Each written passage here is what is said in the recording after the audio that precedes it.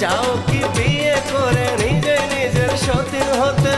বিয়ে তো হয়ে গেছে সুরের সাত পাকেতে, চাও কি বিয়ে